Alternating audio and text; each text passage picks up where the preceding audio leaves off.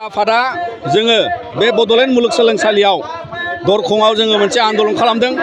मानोना जों मिथिनो मोनदों आरो बियो रोखा जादों जे आसामनि सीएम भिजिलेन्स जाय एन्टि कारापसन भिजिलेन्सआव बे इउनिभार्सिटिनि भाइस चेन्सेलर प्रफेसर लाइश्राम लादु सिंहआ बिथाङा कारापसन खालामनायनि थाखाय बेवहाय गुबुन गुबुन फान्ड जाख्ल'नायनि थाखाय बिनि थाखाय बिथाङा एरेस्ट जादोंमोन आरो बिनि उनाव बिथाङा हाइकर्टआव बेल लाखोमानानै अफिस सामलायबाय थादों आरो बेखौ मिथिनानै जोङो दिनै बिथांखौ इउनिभार्सिटिनिफ्राय थाबैनो बोख्लायनांगौ आरो बिनि थाखायनो जों खावलायो जे आसाम सरकार आरो आसामनि मानगोनां गभर्नर बिथाङा जे चेन्सेलर जानानै दिनै भाइस चेन्सेलरखौ बे इउनिभार्सिटिनिफ्राय थाबैनो बेखौ बोखारनांगौ सासपेनसन खालामनांगौ आरो बेयाव गोदान सोरखौबा इनचार्ज बा गोदान भाइस चेन्सेलर थिसननानै जोंनि इउनिभार्सिटिखौ मोजाङै सामलायलांनांगौ आरो जों मिथिनो मोनदों जोबोद सोमोनांथाव खोथा जे बिथाङा फुङाव दिनै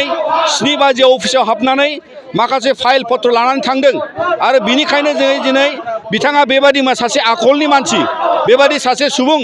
जाय सुबुङा गोरों सुबुंबाबो बिथाङा माने इउनिभार्सिटियाव माखासे खाबजायै खामानि मावनायनि थाखाय बिथाङा दिनै एरेस्ट जानानै बेलाव दङ आरो बेबादि खाबजायै खामानिखौ मावनो थाखाय बिथाङा दिनै नुनायाव लाजिनायबो गैया गिनायबो गैया आरो बिनि थाखायनो दिनै बिथाङा फुंनि 7 बाजियाव अफिसाव हाबनानै फाइल खावनानै लानानै इउनिभार्सिटि केम्पासनिफ्राय ओंखारलांनाया बियो जोबोद मोनसे लाजिनांथाव आरो मोनसे साननो गोनां बाथ्रा जे बिथाङा सासे काराप्ट अफिसार आरो बिनि थाखायनो सासे काराप्ट प्रफेसारा दिनै बे जायगायाव थानो समाया आरो बिनि थाखायनो दुलाराय बर' फरायसा आफादा दिनै जोङो बे धरनाखौ लादों आरो बिथांखौ बोखारागौमानि जोंनि बे दाबिखौ लाखिबाय थागोन आरो बे इउनिभार्सिटियाव गुबुन गुबुन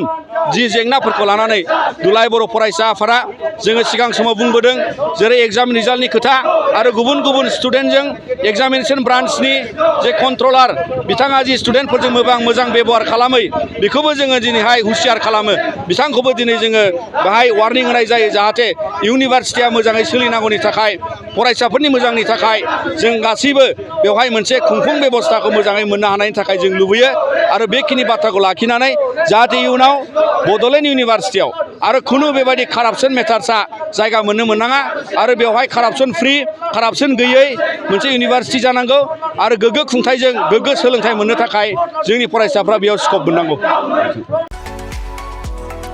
2023-24 सोलोंथाइ बोसोरनि थाखाय गोदान मुं थिसननाय लानानै फैदों डन बस्क' डिग्री कलेज साफागुरिया। देग्लायनिफ्राय डन बस्क' डिग्री कलेज साफागुरियाव बेचलर अफ आर्ट्स एबा BA नि सेथि सेमिस्टारनि गोदानै मुं थिसननाया दायो सोलिगासिनो दं। चिरां जिल्लानि साफागुरियाव थानाय डन बस्क' डिग्री कलेजआ देग्लायनिफ्राय BA थाखोनि सेथि सेमिस्टारनि थाखाय गोदानै एडमिसन लानायजों लोगोसे बड', इक'नमिक्स, इंलिश, एडुकेशन, हिस्टरी आरो पलिटिकल साइन्स आयदानि थाखाय BA अनार्सनिबो खाबु दं। गोग्गो सोलोंथाइनि थासारिजों लोगोसेयैनो डन बस्क' डिग्री कलेज साफागुरियाव आलादायै हौवा हिन्जावनि थाखाय हस्टेलनि खाबुबो दं। जुदि फरायसाफोरा डन बस्क' डिग्री कलेज साफागुरियाव BA सेथि सेमिस्टारनि थाखाय गोदानै एडमिसन लानायनि सायाव आबुं बाथ्राखौ मिन्थिनोब्ला नैबे मबाइल नम्बर 9365519559 आव थोंजों सुला लानो हागोन।